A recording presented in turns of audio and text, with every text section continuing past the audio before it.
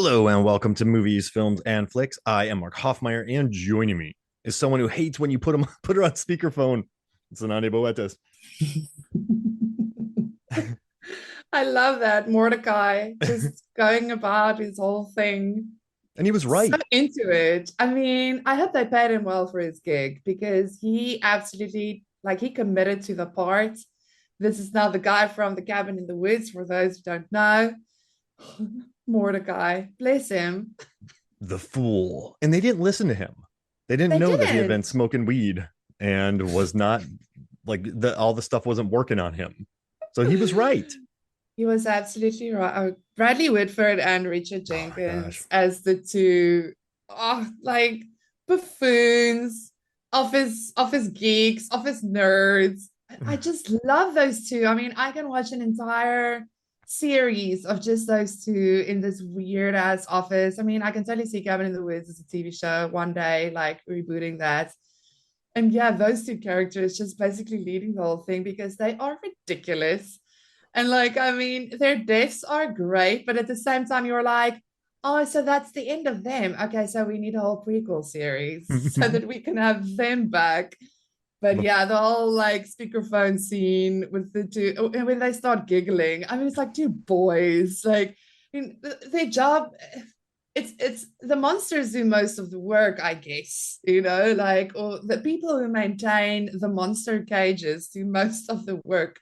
Those guys at the surface, I don't think they really have much to do. So it makes sense that they would just like muck around with guys actually on the ground doing the scary stuff. They're just sitting in the office laughing because this guy's on speakerphone. Like, okay, Mordecai, we want to know what happens next. Hysterical. I love that scene. It's such a good movie. And we talked about it on our elevator scenes episode as well. And now we're back. Yes. I mean, you have to talk about this movie. And I owe a lot to Cabin in the Woods because Cabin in the Woods has been good for me since 2015. So I like talking about it. I like spending time with it. And I'll it's never get tired. Like honestly, it's one of those movies. It ages well. They really nailed a lot of things. It's like it doesn't get old. I've watched this movie how many times and it does not get old. It's and short. really a fun. Yeah, exactly. Like it runs through and it was actually like when I chose this moment, I think it's just because, of all the moments, people won't necessarily pick this one to discuss, because there are such like other, bizarre, great moments. The one where Chris Hemsworth like crashes into the virtual dome. That's hilarious. Like obviously the merman death when Bradley eventually sees the merman. That's hysterical. Like a lot of good moments in it. But yeah, this one, I laugh every time. I laugh so much. It's just hysterical. These two guys and like the woman assistant who's what's her name again? I can't remember. And she's also there, but it's them like being all like two goofballs, like snickering at Mordecai, really, really committing to the part, really taking his job seriously. That's what you want, though. And so, what we're talking about today is we're doing our favorite moments from horror comedies. And it's just fun because remember, we put up a poll on Movies, Films, and Flicks. Tucker and Dale won. We've talked about Tucker and Dale before on the MFF podcast. So I was like, you know what? Let's do our favorite horror comedy moments. And there's so many. Yes. I always pick the things that hurt. I had a list of about 70 moments. You've written a bunch of posts about funny moments in horror movies. So it was easy but hard, but also great and also lovely that we're just hanging out. I'm hanging out with you, Zanani, and we're talking funny moments from horror comedies. Life doesn't get better. You guys, this is literally our process every time we pick a new, especially horror thing to talk about. It's like, hey, Nani, do you want to talk about this? Yeah, let's do it. Oh my gosh, I'm so excited. Oh, me too. 5 minutes later, oh no, what have we done? It's difficult. It's too hard to pick just five. I And have an entire that's every scroll. time. Yeah. Like, we're so predictable at this point. And we keep like, falling for it too. like the cabin in the woods system. Hey, so let's jump into it then. Want to talk about the speakerphone scene in Cabin in the Woods? Well, yeah, I mean, I guess I kind of just did. So like that's my first pick. I just love that scene. Yeah, you can tell us what's your first So, one you want to but I discuss. listened to the commentary for Cabin in the Woods Oh, with right. Joss Whedon and Drew Goddard, and they love this scene so much. So they actually went to a bar and got drinks, and they're like, "How does the Harbinger talk to them?" And then they're like, "Well, I guess a phone." And then I guess as the drinks got more and more, they're like, "What about a speakerphone? He's on speakerphone." And they also love it because it really breaks up the acts. Like once you get that call and then you get the videos and then you're like, oh my gosh. And it's like it breaks up the movie. And then they also said like everything that the movie is about is in this scene. So you have the Harbinger, you have, like they have the video screens, the phones, they're idiots. Like it's just a great way to sort of break into another act this scene. And I love it. And I kind of like that they just came up with it at a bar and it makes me happy. I love that too. And I actually also just remembered like the entire scene starts with Blondie like in the camera mirror where they're seeing her on the screen. Like she is in the cabin looking into the mirror and she doesn't know about the hidden camera and they're looking at her on the screen. And it's like, yeah, blonde. And then like the assistant, she goes, yeah, like explaining basically how they mess with the people to get them to do what they want Yeah. them to do. And she's like, oh yeah, the hair dye, it seeps into the head, messes with the brain. This little like it's a joke, haha, but also explaining the movie. Like, it's just wonderful. And then yeah, going into the Harbinger, like I love how they also like, dude, this guy's kind of creeping me out when the guy phones and says, okay, Mordecai's on the line, he wants to talk to you. He's like, he's creeping me out. Yeah, I just It's wonderful. yeah, perfect moment. And they're super sassy and they're just brats. Yeah. And The it brats, old brats. yeah, Because old they're like, brats. I mean, they're not young. They're two Mm. old boys. And they're just like going on as if they're 15 years old. I love it. All right. So I guess I'll start with a scene from a movie, a 2022 film that I absolutely love called Deadstream, directed Yes. by Vanessa and Joseph Oh, Winter, starring Joseph Winter and Melanie Stone, who's just hilarious in this, and she's also hilarious in VHS 99 in that hell scene. Like she's mm. an actor I want to see more of because she's so good in that. But I don't know why, but when I watched this in 2022, there's this moment and he's like, I'm like a salt lick for ghosts. And it's such like I don't know why I connect. Like I really I sort of just bonded with that moment. Just I'm like a salt lick for ghosts. And I've never heard that before. And I think that's why I love Deadstream so much is there's so much about it that I just hadn't seen before, like saying I'm a salt lick for ghost. 100%. And I was listening to the commentary. So I watched this movie and I went, this is a lot of work. I remember feeling that, just going, all these iPads, all these GoPros, all this Yes. text, I was like, and also, the main character in it. So he's not like, I guess what Sean, he's he's never fully an absolute douchebag. Like he is a douchebag, but he never goes to why am I watching this guy on screen? He's quite he's quite endearing throughout the Yes. movie, and but Mm. you have to understand that's really hard to do, and that's really Yes. like balancing this character. And I guess on set, I listened to the commentary, and they were arguing on set. Like they shot for 3 days, and then when finally when Melissa Stone showed up, they figured out the character, so they had to go back and reshoot it. But the Yeah. Joseph and Vanessa also wrote it, and they were just struggling to find the character and keep the energy up, and just move. Like didn't have much time, and sometimes when they shot, it was 0 degrees out, so it was like wildly cold. And it's just like I guess I could have picked moments in this, like the nose picking. I could have picked the potato gun. I could have picked the beef jerky cam. But Mm. when he said that he's a salt lick for ghosts, when he's in this, it's about this influencer who gets kind of canceled and comes back, and he goes to this haunted house, and everything goes wrong. But I don't know. I love that. Like I love listening to the commentary because they just know that it was hard. Making this movie was hard, but it looks so Dude. effortlessly on screen, and it's beautiful. It's hilarious. And I guess one of the funniest stories, it was originally 97 minutes. And Vanessa Winter, she was pregnant at the time, and she's like, I don't know why I'm getting this below 90 minutes. No one's messing with me. and everyone's like, no, like it's fine. And then she got it below 90 minutes. And they had to like do a lot of Love speed it. ramping and editing and Love it. cutting and just but learning about it makes me like it more because just keeping the people don't understand energy sometimes who haven't worked on film sets. Like I've spent a lot of time on film sets and watching people keep the energy up like this. But yeah, the Salt Lick moment's hilarious and it just makes me Dude, very happy.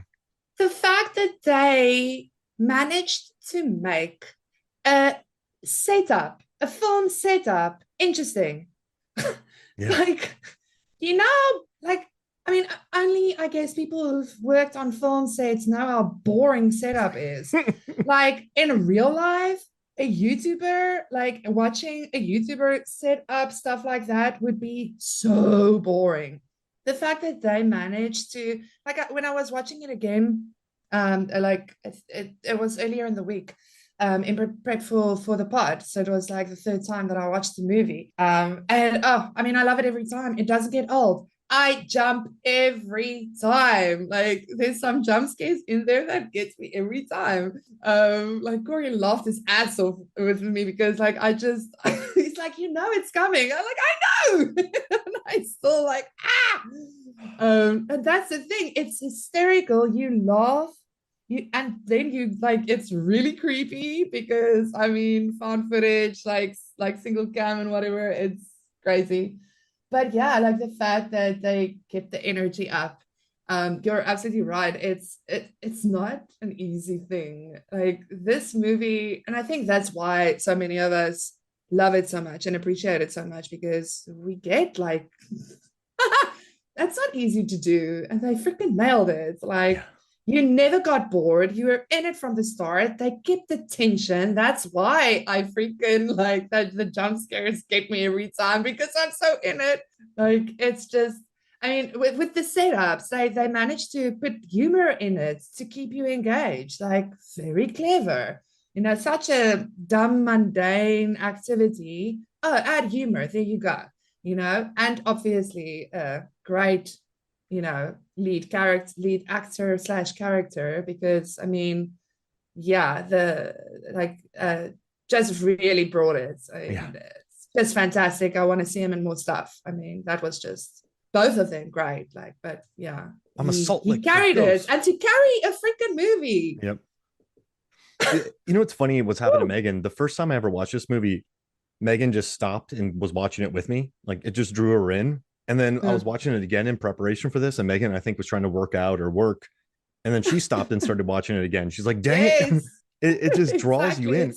It's yeah, I'm telling you all, Deadstream does it. yeah, It absolutely. I wish I could be more articulate about it. Maybe listen to the commentary.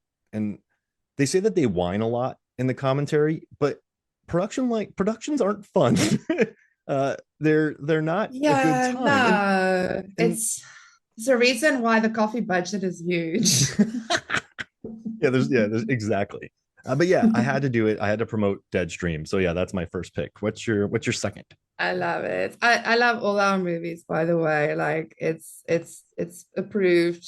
And I also love that we have it's comedy horror movies, but we have different moments. We have scary, real scary ones. We have hysterical ones where you just cry laugh. We have sad ones, which maybe I should do the sad one now. Whoo! I did. So Yeah. I thought we were just doing like funny moments. And so when this scene came on, I'm sitting there You were watching it. not ready for it. No, I was in a tear. Like I had like tears welling up in my eyes, and I'm like, what's What happening? is Like what's happening? like and between this and the Nun and Nun 2, like Taisa Farmiga is like one of the horror heroes of the last decade.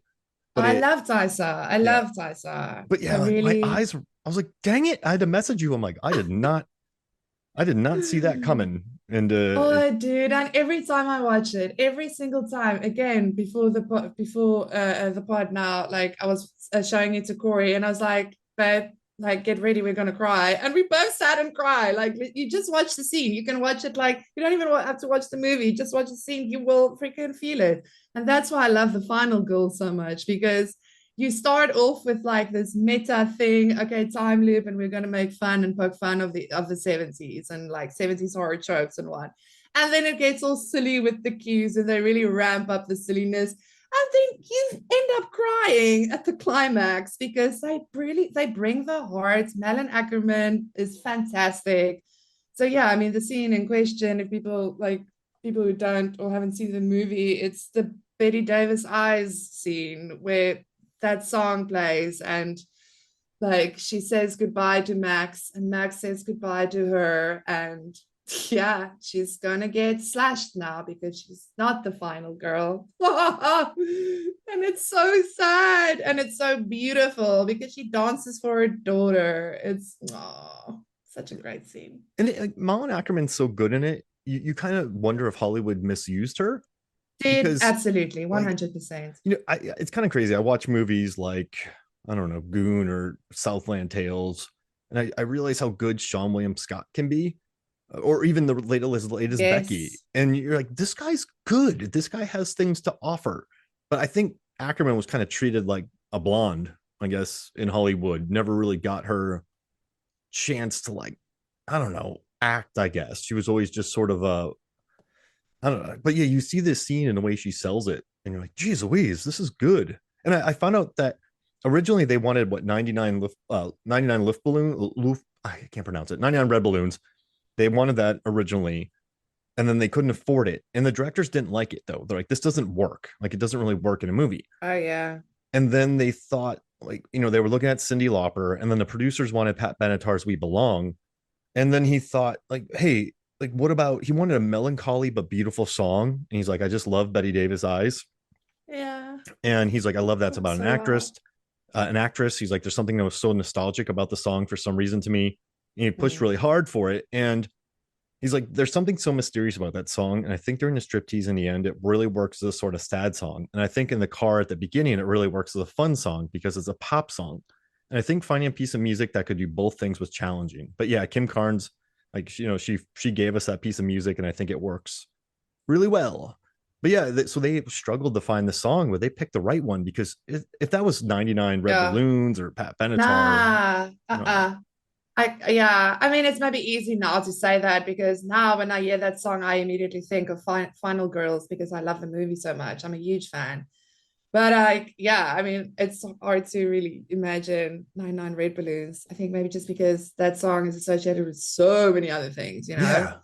Where I think this is so cool because yeah, this is very specific to this movie now. I just love it. But yeah, I mean, I totally hear you on Malin Ackerman as well. It's like one of those things where you're like, did she just never had good representation? Or like what happened there? Because I was actually like Googling now. I remember years back, I wrote an article for Cracked on terrible movie posters. And I found this. If you want to see an absolutely terrible movie poster, people, then Google Melon Ackerman in heavy petting.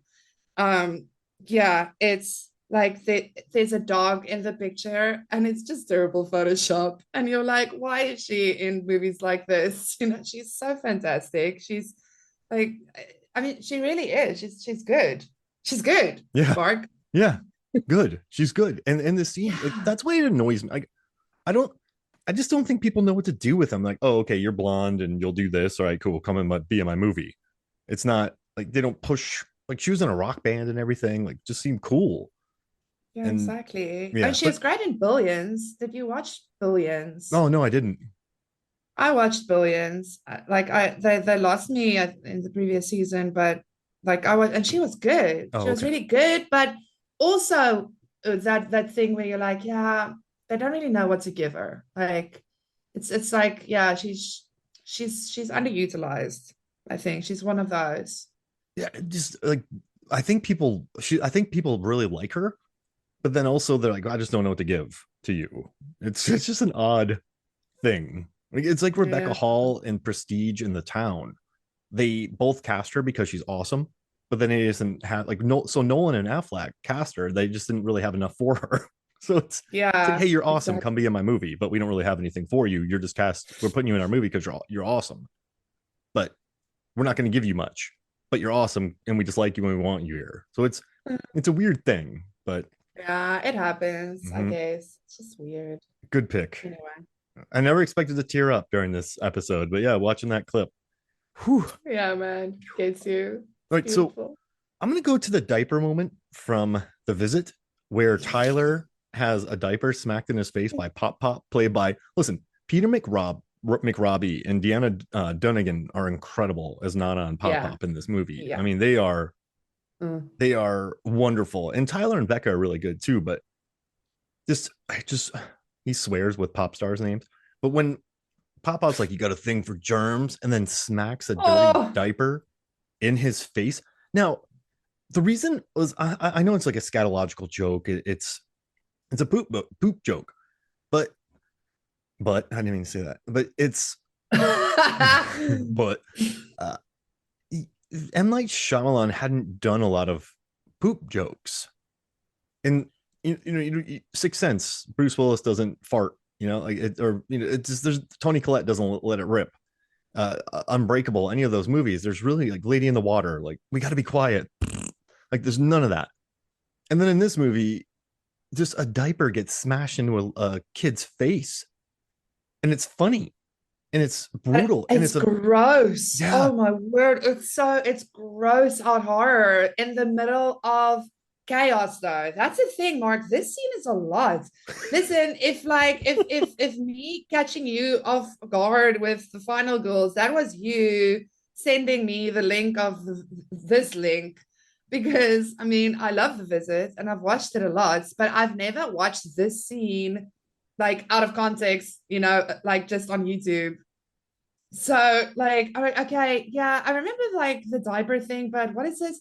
And I mean, the clip starts off where it's dark and grandma's there, but grandma isn't really seeing anything and it's creepy.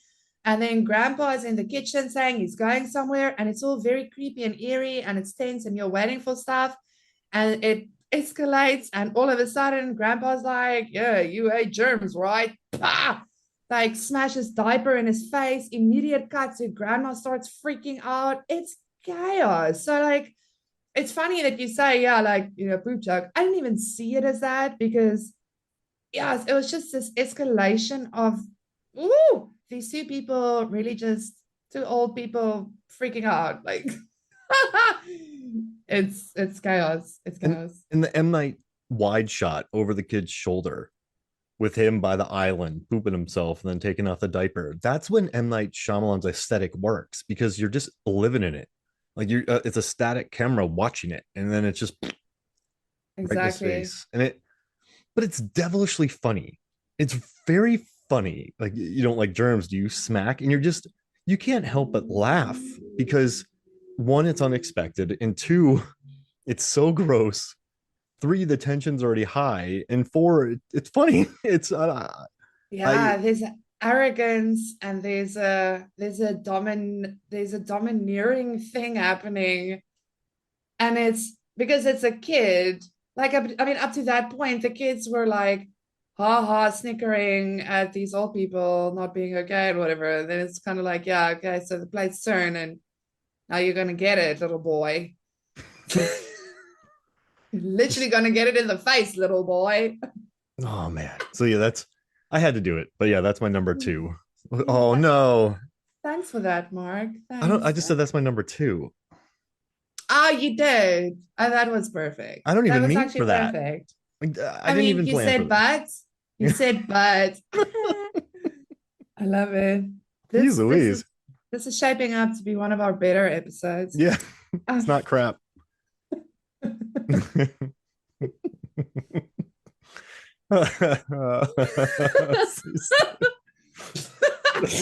So Okay. okay. So Yeah. let's Yeah. just yeah, clear the air and do let's go to the one that started this episode. Who won the poll? Who gave us Tucker and Nathan Dale? LaHaye. Nathan, this is for you. Like I love Tucker and Dale. I mean, I could totally like do a whole episode, but apparently you've done one. So I snuck a little scene in so we can at least shout out to Tucker and Dale. What a fantastic comedy horror movie. Everybody watch it like this Halloween. It's so fantastic. Oh, are we going to air this before Halloween, Yeah, yeah. Mark? This is going live this month. Yeah. Okay, right. But yeah, it's the Witcher scene with Oh Alan man. Tudyk. freaking out with the kid just hauling himself into the wood chipper. These college kids are killing themselves. Oh, it's wonderful. I love how it starts off with the kid. Like, he's got this tiny little penknife thing and he wants to attack Dale with it. I'm like, how even is that going to work? Even. Oh my gosh. And are you okay? This the like I just Officer oh man. guts flies everywhere and it's I just all said the and done and it's just his shoes left probably. Are you okay? in the earnest way he says it. So Tyler Levine on the commentary just kind of said that he just said it the earnest way that it's mentioned. It's just so Exactly. funny, and the blood goes everywhere, and And he the doesn't know fact what to do. He tries to save the guy. Like he's you can see that's like the shock is just what just happened. that he jumps into Woody the Chipper. Why? That's the name of it. Oh, it's beautiful. I love that gag. It's fantastic. And then yeah, when he runs into Tal, like I mean, it's so good. It's so good. It's just like what are these kids doing? They're going mad. These college kids, like, I remember when they go inside, he's like, move all the sharp objects, like hide all the sharp objects. Oh, I love it so much. Um, And wonderful. you know, like they base this kind of around the when they go inside and like these college kids are killing themselves. The director and writer, they kind of base it off the jerk when he's like, they're shooting at all the cans, move the cans. So like here they are inside, just like, yeah, these college kids are killing themselves, and just the kid spears himself before it. Like actually, two kids spear themselves. One runs into a branch, the other one falls onto one. Yeah, Yes. and then the kid just jumps into the wood chipper. And just, are you okay? Oh man, it's just It's a wonderful, crazy moment. I mean, it must be the funniest Witcher scene in a movie. yeah. I Can mean, you but think of a funnier scene featuring a wood chipper? hmm, Off the top Fargo's of my not. head, I No, can't. I can't. No, it's not funnier than Tucker and Dale. No, not at all. Because the kid. No. So you know what makes it's also very hard. What makes this movie work is because Labine and Tudyk are so earnest and so nice. Like even the scene before this, when Yeah. Katrina Bowden is taking a pickaxe and digging a hole, when he's looking at her, the director was like, "Don't be lecherous. Just look at her like she's an angel." And just the way he Yes. looks at her and can't talk, and he's just he like there's nothing creepy. Like he's not like a creeper Exactly. going, You yeah, feel for yeah. them. Exactly. He's like looking at her like she's an angel and he can't talk. Like he's just very dumbfounded. I guess that's the right word. And then also with Tudyk, just the way that he's like, "Are you okay?" Like he's and like, "We gotta hide the knives." Like that.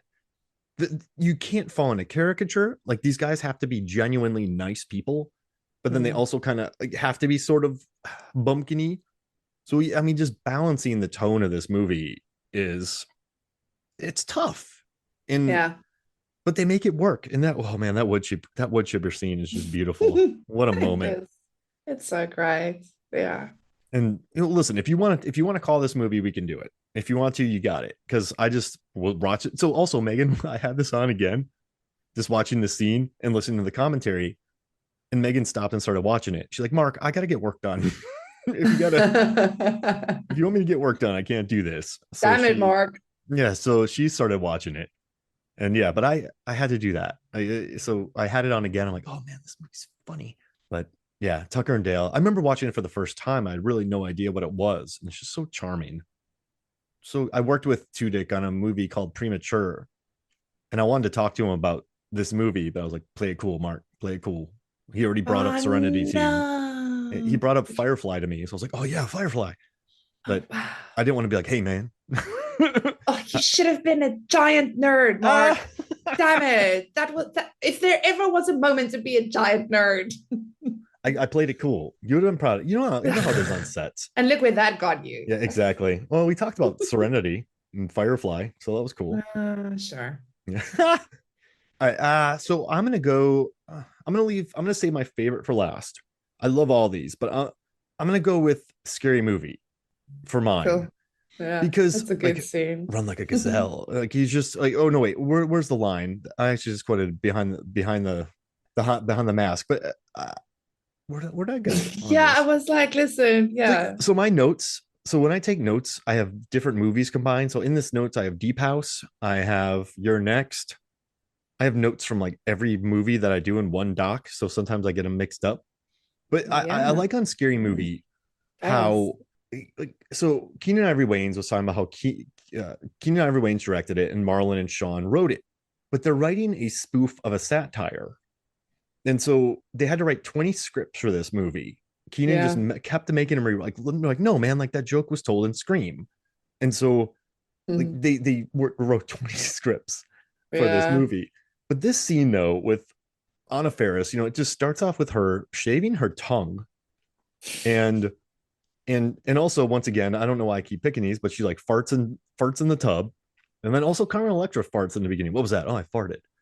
A lot of farting jokes in this, but I love he's like you'll never find Yeah. It was like women can fart too. me. I just love it's just funny. Like it's just remember that scene how casual she was. What was that? No, I farted. No, the other thing. Oh, it's the Yeah. popcorn. But I love that he's like you'll never find me. I'm like the wind, baby. Yeah. Where am I? Uh, you're behind the Well, couch. Like, yeah. how do you know that? And I mean, I love the whole gag there because you know how many times I've like wondered, okay, so if I'm in danger, where in my house will I hide? It's like, whoa, there aren't many places to freaking hide. But in horror movies, the killers always magically find somewhere to freaking where no one hears them, no one sees them. So I just love this whole scene where like riffing on all those tropes with her running up the stairs. There's always something to throw down at the Yeah, killer, even if grandma. it's a bike or grandma or a freaking piano. I mean, it's so Looney Tunes absurd. I love it. uh, It's a great scene. Like the first scary movie was a lot of fun. I recently also did a piece on it and stuff. And yeah, it's a good one. It's kooky fun. how did you know that? I can see your feet. Do you Like, turn think? around, close your eyes, no peeking. He goes under the rug, then he goes behind the drape. Oh, I don't know where you are, Mr. Killer. It's just Killer. I just love Let's that. I'm give you like the wind, clues. baby. Where am I? Just that's actually why I read the behind the mask thing because it's about running and walking. But yeah, I just Nice. and then also too when she goes to the the police station, the sheriff walks up to her and starts showing her pictures. What about this one? What do you think about that? No? You sure? Yeah, No, yeah, no. yeah. It's it's just so stupid. But this I can see your feet, like you're behind the couch. Like just ugh. All right, no peeking. It's such a funny moment. And I love the line delivery of it. It's so Yeah. cheeky.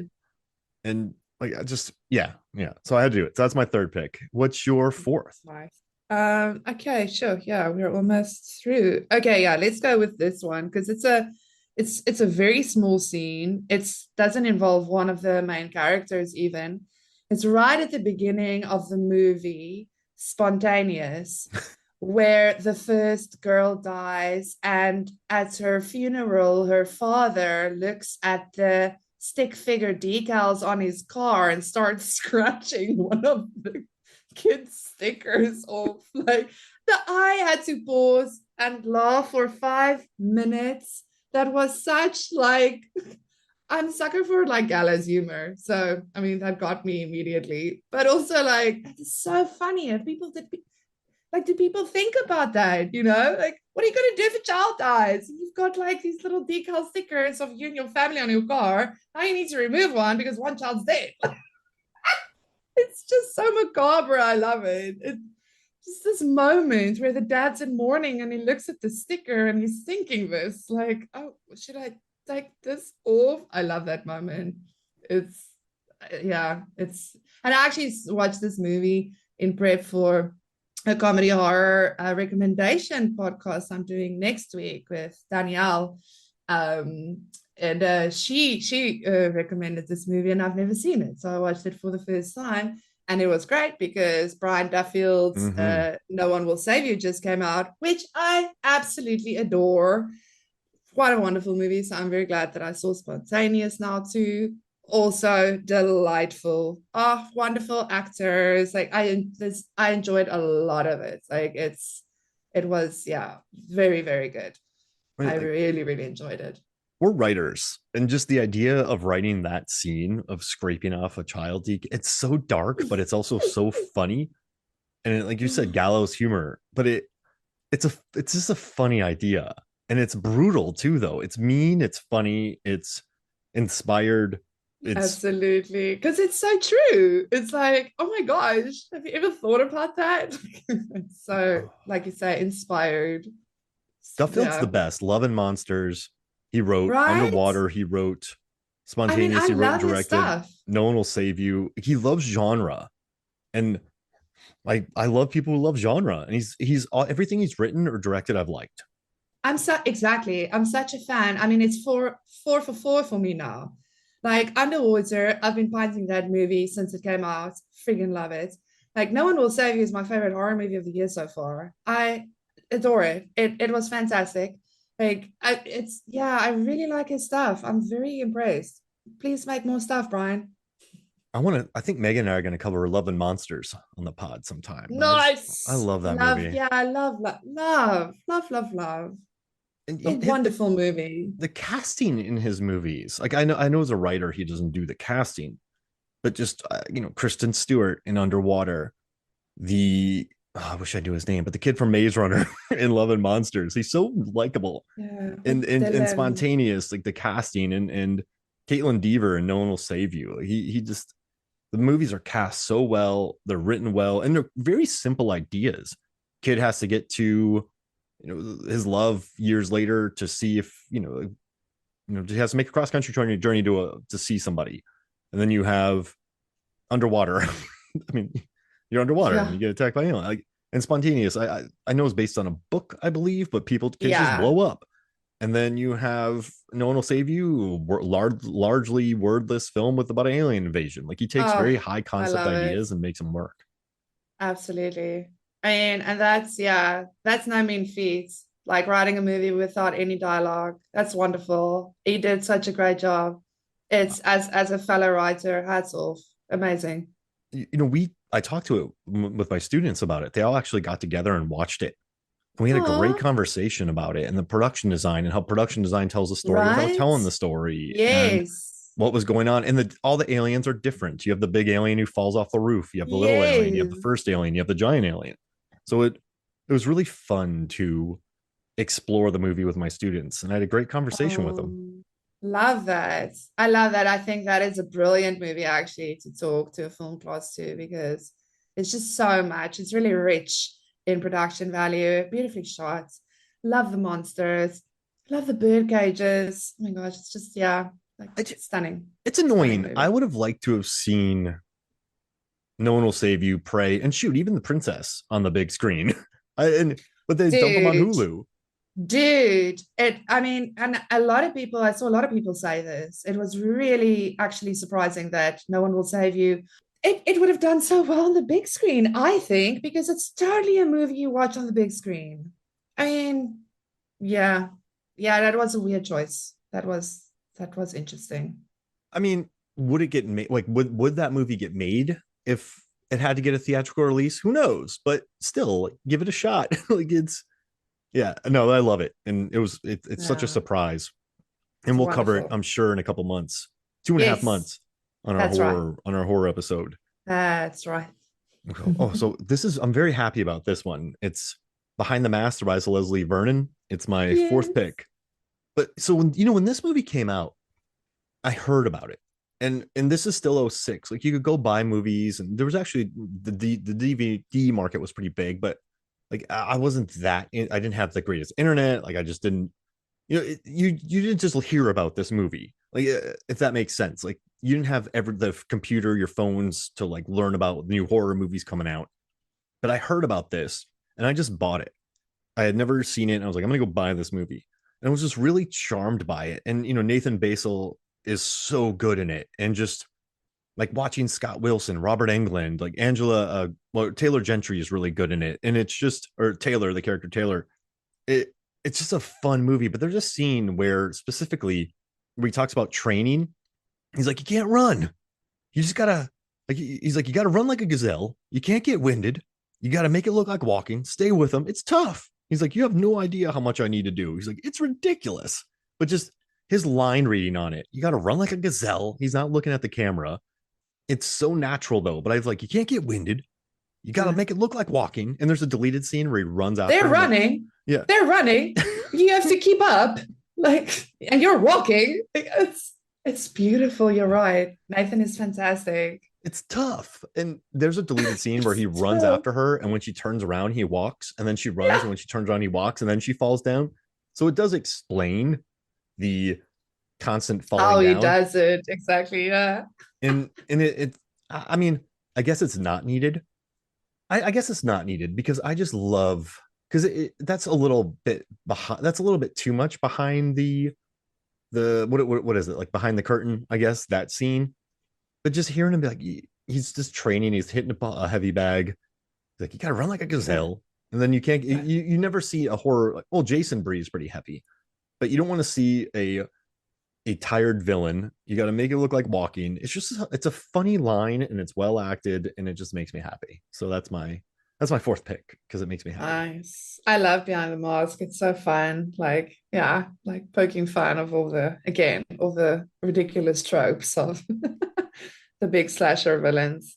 Also a movie that Danielle and I will be discussing, Nice. which I'm actually recommending because I love it too. It's just, yeah, it's great. And yeah, Nathan also fantastic. Another actor that like, why haven't we seen him in more stuff? You know, like so fantastic, so good. Like he looks like a Jim Carrey to me, and he Mm-hmm. kind of has a bit of a Jim Carrey feel too. It's weird. Like he's like the other Jim Carrey, like maybe the Jim Carrey of horror, maybe. I don't know. I feel like there's like a lost opportunity there with Nathan. That it's never too late to rectify movie Paradise people. Lost. Found it. Brian Duffield, if you're listening, check out Nathan. Maybe get Oh him, yeah. cast him in something. Yeah, he's really good. Wait, Okay. wait. Has What? he been in Cold Case for that many years? And he was in a show called Invasion. Has he been? Was he in like hundreds of episodes of a TV show? I would Oh, feel it's better Cold if I Case. knew that. Is it a TV show? Oh my gosh. Wait, he did 164 episodes. Wait, he's the post production coordinator on. That's odd. Wait, yeah, that's him. Wait. So he's the post production coordinator on Deadliest Catch and Storage Wars. Oh, okay. So he's the post production supervisor. He did Jay Leno's Garage, Appalachian Outlaws. Like what? Yeah, Okay, so he's interesting. So he just dabbles in like the movie business, like here and there. And well, I'm like, I mean, this guy's a great actor. yeah. Like, I want to see him in more stuff. And then he's done one episode here, one episode there, but it looks like he just makes money being a post production supervisor. Hey, Interesting. 164 episodes. Nice. Yeah. But yeah, Yeah, watch this movie. It's lovely. it is. Okay, final one. Final one for me. So, I mean, this is also one where we always talk about the fantastic blender scene, one of the best kitchen fights ever, with from one of our best female heroines in a slasher ever. But this scene is also just I love it. I love the scene with Sister Amy in the beginning where the family is freaking out because someone just got killed with a freaking bow and arrow through the window, and they need to go out there. Someone needs to go out there to get signal to phone the cops or whatever. And like it's the family is fighting and We're everyone such is like talking idiots. over each other. And yeah, they're idiots. And like, and no, you go. And Sister Amy is like, why did you ever believe in me? And it's like, okay, fine, you go then.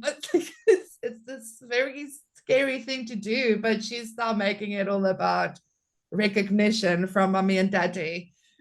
And they allow her, and then she does the slow-mo run out the door just to get hit by that wire. Oh, it's one of my favorite gags. It's definitely my favorite wire gag. I love it. Yeah, just her throat gets slit. And the costume designer Emma Potter, so they gave her a white shirt for that scene. So they said that was intentional to make her seem like an angel as she's running. When we saw that in slow motion, it was like, oh my God, this is incredible. So they wanted her It was. to seem like an angel.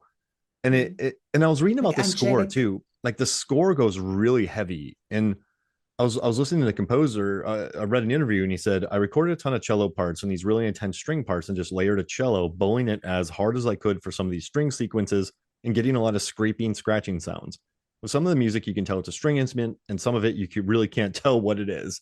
I use the instruments in unconventional ways. He also used a zither, a small harp with 12 strings, and he created some really atonal melodies that used a lot of percussion.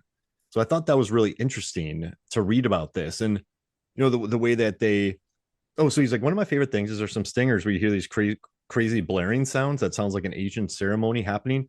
And what they would do is they got a bunch of tiny party horns, and he and the composer Kyle just blew them and they recorded it and mixed it in a way that sounds frightening. And Okay. so, this, I read about the score. I read about the scene where they where she tears up her neck. And what's cool too is the whoever, I forget her name, let me pull it up.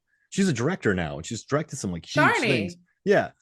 And no, yeah, Oh, wait. Amy. So Amy Amy. Simites. Yeah, she's Yeah, directed a ton of the stuff. And sister. Yeah. she wore the rig that pulled her back on this. She's like, yeah, I probably shouldn't have done that, but Did I say this is from your next for people who don't know the movie? oh, I whoops. actually don't think I said the name of the movie. So this is your next.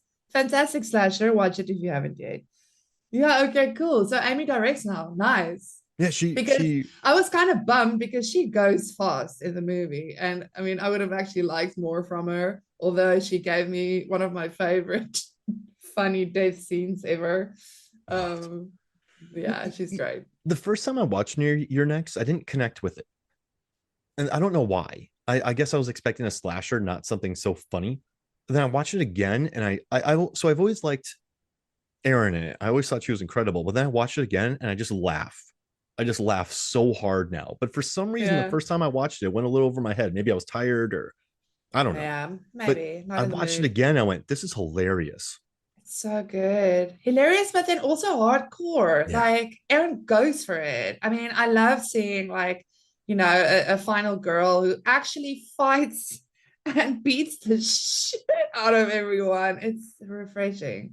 And so the directors, Simon Barrett and Adam Wingard, or Barrett wrote it, but they said they went back to films like Die Hard and Home Alone and Oh Aliens yeah. Yeah. to do that. Like they didn't want to make it a final girl situation. They brought that more into it.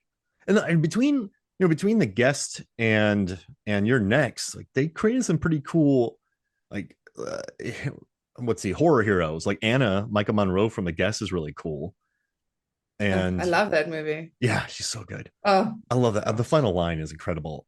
Ah, And then you got so, Aaron and Sharni Vincent's just so good in it. When she home alones and then the kitchen fight. Oh my gosh. so good. Yeah, I Perfect. mean the kitchen fight is also iconic. It's wonderful. Yeah, it's a blend of a lot of cool things. Get it? I mean, Does that work? yeah, She kills him with a blender. it's smooth. Smoothie. All right. All right. So we're ending on my favorite thing. My favorite, probably one of my all-time favorite moments of cinema. And I don't know why I keep going back to it. I've always been obsessed with it. David Cross and I did an episode about it. You are obsessed. David Cross figured out what Miak is, but Ernest scared stupid. The troll is running amok. What's crazy? The stupid troll attacks a public venue, and no one can stop it. That's why this movie frightened me. This troll can get you in the woods. It'll just grab you on the street. It'll hide under your bed. It does not care where you are, and it will take you. The Ernest shows up, and earlier he learned that like the love of a mother, and then M I blank K. So Ernest goes and gets some authentic Bulgarian Miak and walks up to the troll and's like, he's like, yeah, I bet you didn't think I could find it. I know I'm a little too light on my feet. He's like, I got some pure Bulgarian Miak. And the troll, the best part though is the troll goes, Miak? And then Yeah, Ernest he looks back at the label and he goes, yeah, Miak. yeah. Just to make sure. And Double checking. then the troll Did it blows him change away. in the And last minute? I just love it too, because the troll goes, what? The troll, like this troll's been frozen for hundreds of years. And just, but I love that the troll was confused by it. And then Ernest was like, well, Yeah, Miak. It and listen, I just love that will fight the troll. Even but it wasn't Ernest's fault that he let the troll out because he was doomed to do it. The But curse. yeah, like it was but see, the trolls thing backfired on him because it just made him dumber, but that gave him like the heart of a child, which then could defeat him. So his curse backfired. But yeah, just Miak. I went, yeah, Miak. It's just I don't know. I love it. I bet you didn't think I could find it this time of year.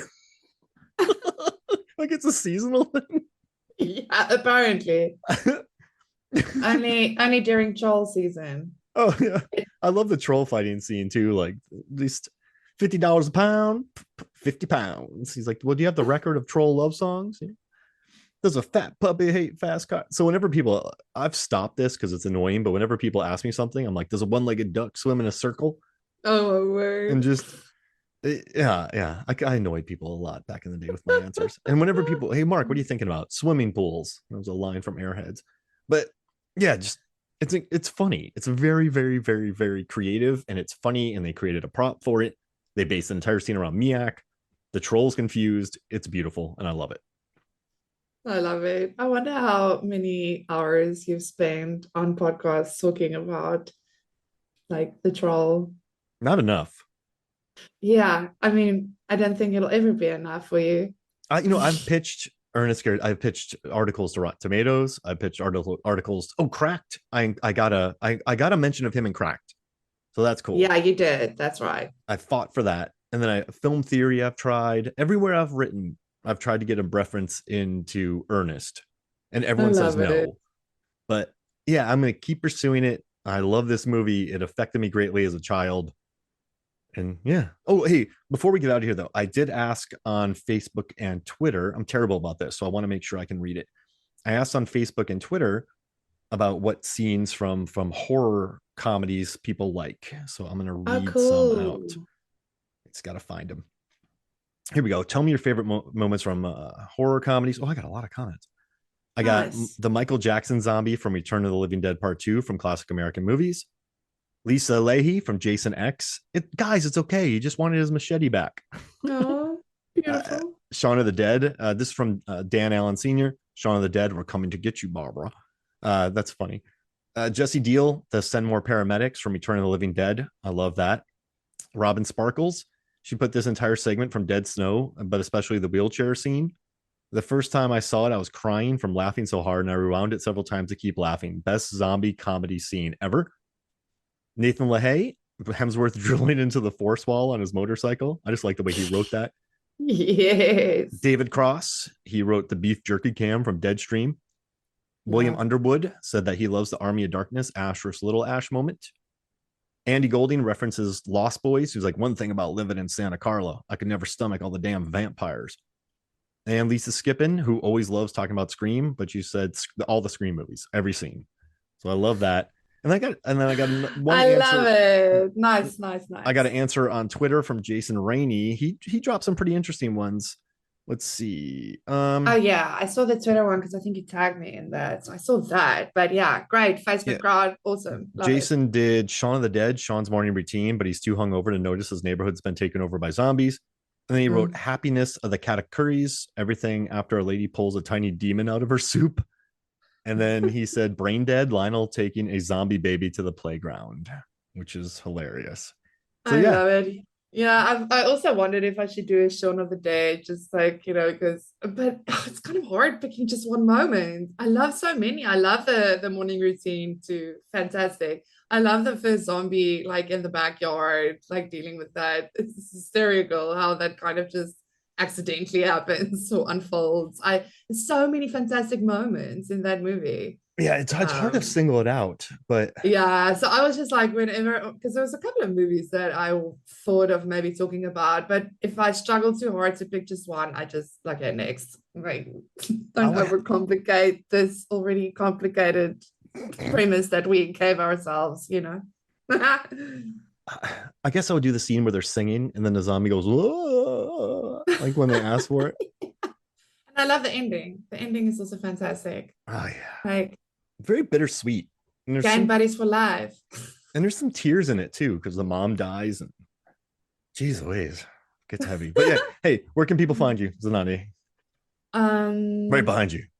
yeah, like down in the elevator fighting merman Oh, monsters, doing it for the kids.